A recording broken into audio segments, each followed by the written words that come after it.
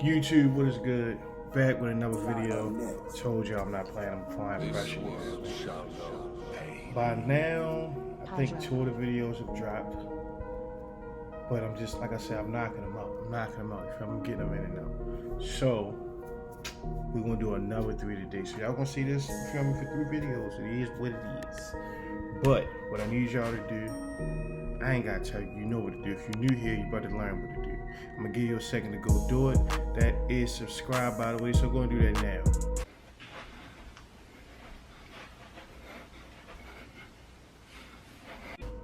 Now that you've done that, I told y'all we ain't wasting no time with these videos, we getting it in. Okay, so I am familiar with A Boogie and Lil Tjay, know about A Boogie first, obviously, but I knew they was beefing on their head beef, I just didn't know to what extent. So I guess now they're gonna tell us, you know, to what extent. But feel me, the original link for the, you know, the video will be in the description, you know, all that good stuff. Feel me? Got tongue tied there, whatever. Anywho, let's get to the video, man. A Boogie and Lil Tjay are 2 artists from New York who have similar styles. Instead of teaming up and putting on for the city together, they've been beefing for years, and now it's rumored that A Boogie is linked to the street. Real quick, tell y'all something. I wanted to get something to drink for this video, and I almost messed up, y'all. Y'all know our routine, red cups only. And I was about to get a clear cup. I apologize, y'all. Forgive me. Okay. Who almost killed Lil Tjay. Let's get right into it. Lil Tjay grew up with his mom and younger siblings on 183rd Street in the Bronx. He told Pitchfork he was the problem child of the family, started getting into fights and pulling off petty robberies when he was in middle school. Tjay was always in and out of juvie for a couple of months. High key, I slept on Tjay. I did. I slept on Lil Tjay. No, I didn't start liking him after he got shot. But I did sleep on him initially and he grew on me. Same thing with Pop Smoke. I really started to listen to his music a little bit, and then I started to realize how much good music he had. A lot of artists I slept on, but I listened to a lot of music. I may do a playlist video, maybe, I don't know. We gonna see, we may. The time, I listened to a little bit of he was everything, 15, you know? He got locked up for a year in a youth detention center for a robbery. Getting locked up ended up being the best thing for him. Tjay told Rolling Stone, it was not fun. It's not nothing that I would want to do again, but I learned a lot from it. I feel like if I wasn't to go to jail, I probably wouldn't be the person I am. I wouldn't, because I wouldn't have sat down and wrote those songs, and I never would have been able to focus on what I want to accomplish. So it's like it was actually a good thing for me. It made me open my eyes and stuff like that. See, that's why I say, like, jail ain't good. It's never good. But ultimately, it's not always a bad thing for everybody. Like, sometimes you're moving too fast, you gotta slow down. And that might be the way that, you feel me, the higher power see it, you know? So, it's not always a bad thing for some people, you know? So Time don't in always juvie look at it before, like that. Open your getting mind. hit with a year-long sentence made Tjay realize he needed to change up how he moved. He started writing lyrics while he sat down and then hit the studio when he got out. If he ain't have music to focus on, Tjay would have gone right back to the streets. He told Pitchfork, I was trying to change, but I was stuck in my old habits. But all that changed when he hopped in the booth and recorded his breakout track, Resume. Before he went to an official studio, Tjay recorded tracks on his phone where he... See, I never heard that song. Never in my life have I heard that song. Gonna go listen to it though. rapping. But he decided to switch things up in the booth and start singing his lyrics instead.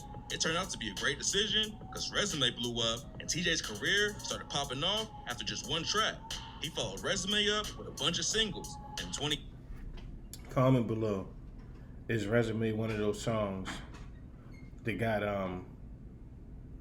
that same line in it at the you feel me? You know the line. Alright, we back. He won first place in the Coast to Coast Live All Ages edition, which led to him signing with Columbia Records. Later that same year, he dropped his first mixtape and was quickly becoming one of the hottest new artists in the city. All the success made him realize that music was a ticket to the top, and he ain't want to go back to his old ways. He told Rolling Stone, when I came out of jail, I saw a lot of my friends go into jail, stuff like that. Once I realized music was working, I was getting money off of shows, and I figured that I could find success through music.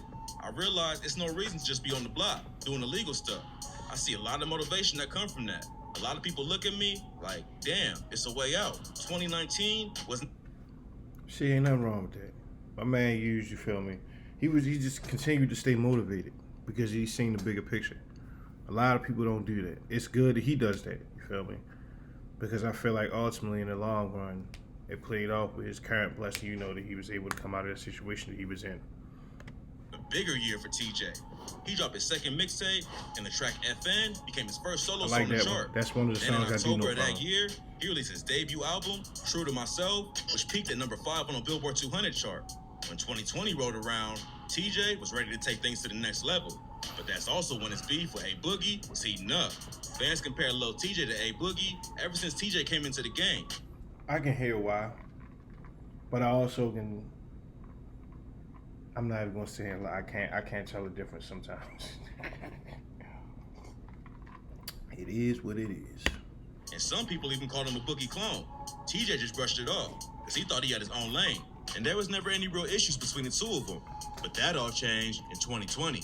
Like TJ, A Boogie also grew up in the Bronx. He started rapping at a young age and had a book of rhymes he carried around so he could spit for his friends. Even though he had a passion for music early on, it didn't keep him out of trouble. After I always felt like yo was different. Like, I always felt like something was different. Because of how he approached music, he never wanted to do what everybody else was doing. At least that's how it seemed to me. And that worked out in his favor, man. run-ins with the law, A Boogie's parents sent him to Florida to try and keep him out of trouble. While in Florida, A Boogie was on house arrest finishing school. But just like TJ, being away helped him focus and go harder with music. He turned his apartment into a studio and got to work. After he finished school, A Boogie moved back to New York and make a real career out of rap. He linked up with his homies, Don Q, QP, and Bubba, and together, they started High Bridge, the label, named after the Bronx neighborhood they grew up in. His first tape dropped in 2016, and it immediately put him on the map and scored him a feature in Forbes' list of up-and-coming rappers. Later that year, he dropped a collab project with Don Q, and then opened for Drake and Future on 3 of their tour. Don Q ain't half bad. I fuck with it. Don Q can rap. I don't like the fact that they was in so much, you feel me? Even though it wasn't on that level, it was just rap, rap beef. It's just... That summer, he signed with Atlantic Records and got featured in the BET Hip Hop Awards cypher. Really, I feel that way because I feel like the songs don't be worth it. Like, for some odd reason, people don't take... It's like y'all wasting a good song to diss somebody when people really ain't paying attention to who you are. Because y'all not the bigger names, you feel me? Like, that's the crazy part. 2016 was a busy year for A Boogie. And in October, he dropped his project, The Bigger Artist, which Rolling Stone listed as one of the best albums of the year. Within a year, A Boogie went from being unknown to being one of the hottest artists in the game. And in 2017, he kept it pushing and was featured on XXL's freshman class. Then, in September 2017, he dropped his debut album featuring huge artists like Chris Brown, 21 Savage, and Trey Songz. His single Drowning with Kodak Black popped off and ended up reaching number 38 on the Billboard Hot 100 chart. A Boogie blew up by mixing auto-tune singing with gritty lyrics about the street life he experienced growing up. And Lil Tjay was doing the same thing. Despite their similar styles and upbringing, TJ and A Boogie never linked up. And in 2020, it became clear that it would never happen. While promoting his upcoming project, State of Emergency, TJ took shots at A Boogie and 6ix9ine when he tweeted, "All that other shit going on right now, irrelevant. Only thing I know is I'm shutting the streets down. From now on, I'm the king of NY." Comment below who's really the king of New York. I'm actually tired of hearing about it. Who's the king? You tell me. Who is the king of New York? Because hell gets a new one every day. So tell me, who's the king? Who do I think is the king?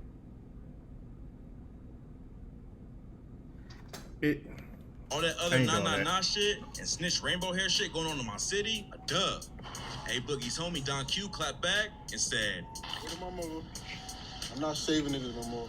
Next time you see niggas getting stripped out of everything, respectfully. I'm telling you now." TJ responded with, "You can suck my How about that?" Yo, thank you, yo. Why New York people? Why New York people feel like that's cool to invite another person? You feel me, to your yeah meaner? Why they think that's cool? It's so disrespectful. But they just say it's so effortless. Yo, Fuck my. you see? Slap this shit out you. Stupid and dumb. That is real. Then a Boogie hopped into the beef and tweeted, "I bet. Keep on trying to sound like me without showing love, and I'm gonna start to sue you. For real though, this shit is getting out of hand. I'm not trying to knock nobody hustle. I'm just getting sick of the craft you bringing to the table, making this shit boring." TJ ain't back down and hit back with, "Be mad when it's the next nigga turn to shine. LOL, move out the way and watch me win." Lil. I'm gonna say this. One thing for sure, two things for certain. Lil Tjay is gonna talk his shit. On my soul. He's going to talk his shit. Ain't nothing you can tell him. Once he out there, he out there. You ain't better stop him. TJ also posted a video showing off a high bridge label chain, which was allegedly snatched from one of the members. But according to A Boogie, the chain got snatched a while back, and TJ was just clout chasing. He wrote on Instagram, "One of the bros dropped / lost his chain a long ass time ago while we dragged it, and that's word to Melody. He got the audacity to buy it off a random, shoot a vid with it, and front like he did something. Lost all my respect for you, shaking my head. Stay true to yourself." A video also surfaced of Don Q allegedly pressing TJ when they ran into each other at a studio. It looked like the beef was gonna keep escalating. But then, TJ hopped on Instagram to apologize for going after everyone and said, Today's a new day, man. I'm chilling, man. I ain't trying to argue with nobody today. I ain't gonna lie. Real shit, though, I swear. I'm going back to the old Lil Tjay. I'm not arguing, bro. This is why I never like posting a lot, bro, because I can't control myself. Start getting out of hand and shit. I mean, my fault for getting out of composure, y'all, man. May 8th, state of emergency, the mixtape dropping. I feel like he trolling, man. Be posting the track listing soon. Like he know what he You know doing. what I'm saying, but He ain't dumb. He know what he doing. shit, man, it's all about the music, man. Beef, that's not good. I don't encourage it. After that, the beef between TJ and A Boogie cooled off for a minute while they both focused on their careers. It looked like everyone moved on and just let it be. But recently, Lil Tjay was the victim of a targeted shooting, and it's rumored that A Boogie might be involved. On June 22nd, I hope and I pray they ain't got nothing to do with that. I hope he don't. You feel me? It's I'm not no preacher, so I ain't about to do that. But it's sad when you see, you feel me, somebody with talent like that. And just throw it away from something stupid. You know what I'm saying? Like, it's crazy. I hope we beat that. Lil Tjay got shot multiple times in Edgewater, New Jersey. He was sitting in the Dodge Durango with his homies, Jeffrey Valdez and Antoine Boyd, when a dude named Muhammad Kanate walked up with a pistol and demanded their jewelry. It's unclear what exactly happened after that, but TJ ended up getting shot several times, Boyd got hit once in the back, and Kanate also got shot a few times. According to witnesses, Kanate was dragged into a BMW and driven off, and surveillance cameras caught the BMW dropping him off at a local hospital a few minutes later. TJ was rushed to the hospital in critical condition and looked like he wasn't gonna make it. It's too many cameras everywhere. You can't go nowhere without a camera now. Like, nigga, people gotta move to. Like, if you on that, you really on that, then be on that. But be smart about it, you feel me? Regardless, be smart about everything you do. You feel me? Always be on point, but there's cameras everywhere, bro. You weren't gonna beat that at But all. luckily, sources close to him have reported that he's stable and pulling through. Kanate was later arrested and charged with 3 counts of attempted murder, robbery, and weapons charges. TJ's homies got hit with possession of an unlawful weapon too, but they both got released. When the news first broke, police announced that they thought it was a targeted attack, and now fans think they found a connection between A Boogie and the shooting. According to some sources, Muhammad Kanate has been featured in several of A Boogie's music videos, but it ain't been confirmed if it's actually the same guy. But even if Kanate is affiliated,